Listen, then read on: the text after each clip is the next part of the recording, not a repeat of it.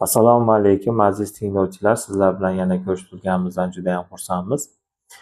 O'tgan galgi dengiz suhbatimizni davom ettiramiz.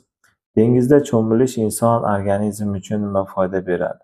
Bizning allergik, atipik dermatit yoki teri toshma kasalliklarimizda butkul tuzalishga yordam beradi.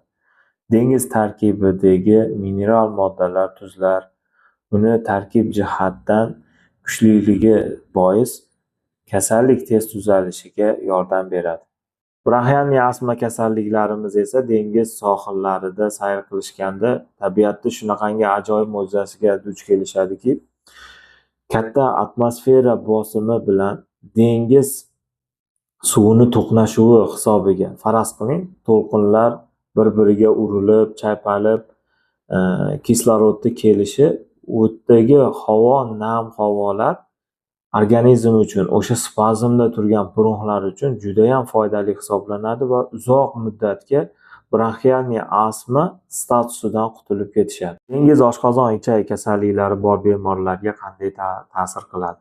Oshqozon-ichak sistemasida o'sha dengiz mahsulotlari, dengizda o'sgan o'simliklardan iste'mol qilinganda, ularda oshqozon-ichak faoliyatidagi allergiyalar yoki oshqozon-ichak faoliyatidagi muammolar tez hal bo'lishiga olib keladi. Bir so'z bilan aytganda, dengiz bizning allergik kasalliklarimiz uchun juda ham katta, chiroyli manba bo'lib hisoblanadi. Dengiz asab kasalliklariga ham juda ham yaxshi ta'sir ko'rsatadi.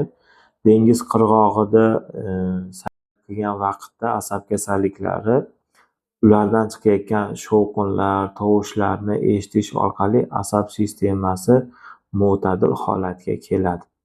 Sizlar bilan doktor Xolmatov bo'ldi. Kelgusi ko'rsatuvlarimizda uchrashguncha assalomu alaykum.